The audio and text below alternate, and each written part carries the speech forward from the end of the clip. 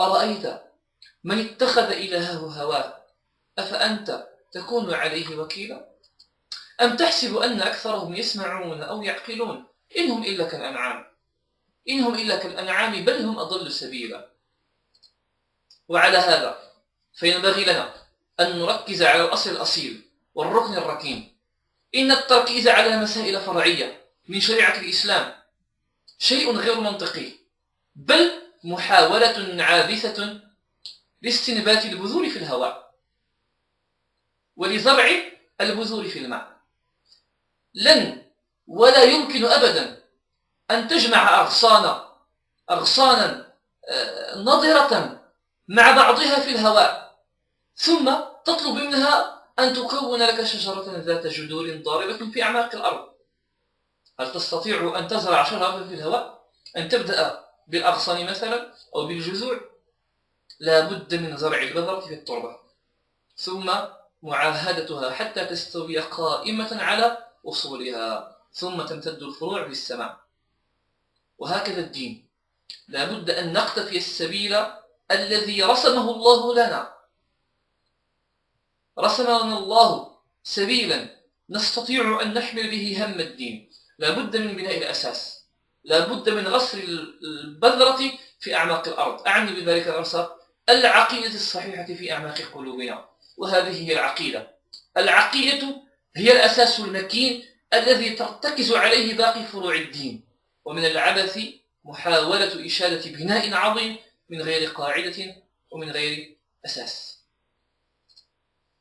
ومن هنا فإن محاولة البعض أن يتتبعوا بعض فروع الشريعة بالتفصيل والتعليل والنقاش والجدال هو اشتغال بالمهم قبل الأهم.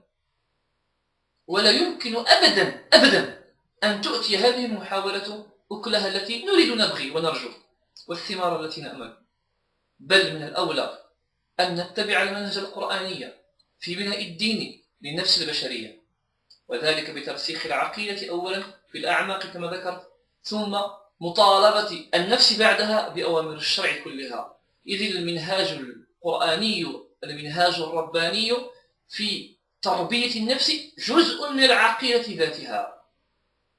الداعية إلى الله، الداعية إلى رب العالمين، لا بد أن يتمثل عنده تصور عام ومنهج إلهي كامل. لا بد أن يكون متقنا لمنهجه وفاهما له. لا بد أن يكون قرآنا يمشي على الأرض فيتحرك بالقرآن.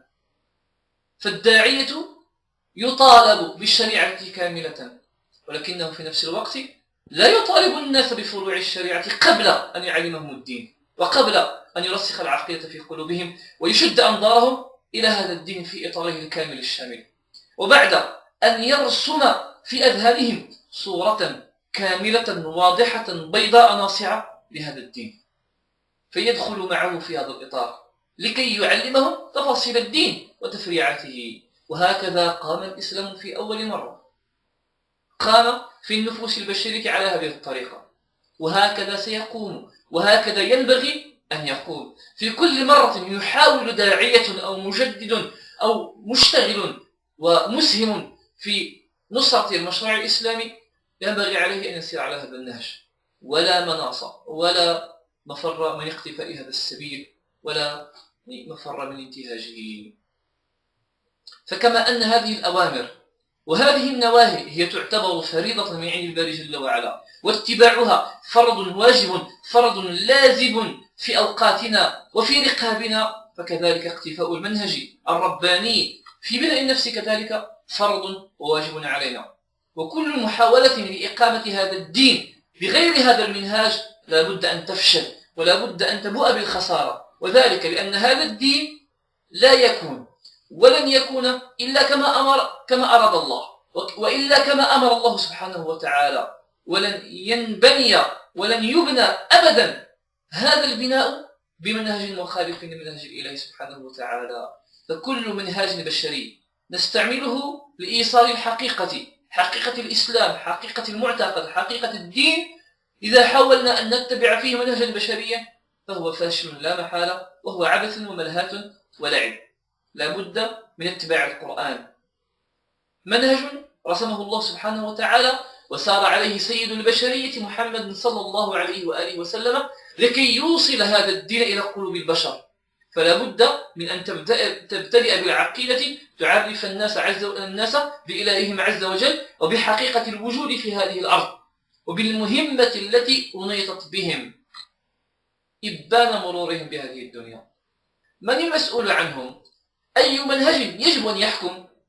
صلة هذا الإنسان بالكون ومن حوله، مكانة هذا الكائن الكون. باختصار شديد لا بد أن نركز ونرسخ وأن نقر جلال الله سبحانه وتعالى ورهبته وألوهيته وهيبته في أعماق القلوب قلب الإنسان، وأن نسهم في إيصاله إلى رضا الباري جل وعلا سبحانه وتعالى. ومن ثم وفي هذا الوقت بالذات فلست أرى أن نتتبع ونغرق في الجزئيات من الدين، والدين هو كل مبني على الجزئيات. لسنا ننكر الجزئيات، ولكن أتكلم عن من يتتبع الجزئيات في الدين كما يتعلق بالشرب مثلا كالشرب أو الأكل باليمين أو ترك بعض المعاصي، ومثلا الشرب جالسا والأكل وغيرها من الأمور من التفاصيل التي لسنا في مبحث فقهي، ولكن كما ذكرت هي أمور لن تتحملها قلوب الناس ولا نفوس الناس إلا إذا ركزت في قلوبهم حب الله ووجوب اتباع أوامر الله واتباع رسول الله صلى الله عليه وسلم.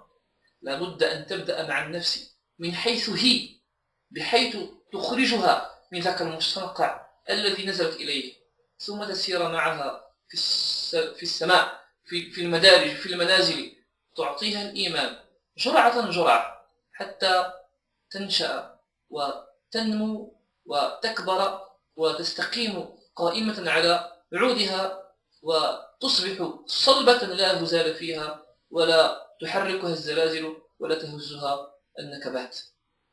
من هنا إذن نستطيع بعد ذلك أن نأخذ منها ما نريد وتنفذ كل ما أمر الله بها راضية للباري جل وعلا مستسلمة مطمئنة أن الخير كله فيما نفذت، لأن الخير كله منحصر في منهج الله، والشر كل الشر في الخروج عن منهج الله. فمن اتبع هدايا فلا يضل ولا يشقى، ومن أعرض عن ذكري فإن له معيشة ضنكا ونحشره يوم القيامة أعمى قال رب لم حشرتني أعمى وقد كنت بصيرا قال كذلك أتتك آياتنا فنسيتها تركتها وكذلك اليوم تنسى وكذلك اليوم تترك. نعم، أعود فأذكر أن النفوس التي تقدم الإسلام للناس لا مناص لها ولا مفر لها من أن تكون شريعة الباري جل وعلا تدب في أوصالها، أن نكون نحن الدعاة، أن نكون قرآنا وشريعة ودينا يمشي على وجه الأرض، وأن نأخذ بالعزائم. لا بد أن نكون مرآة صافية تعكس حقيقة الدين وحقيقة أصوله وفروعه.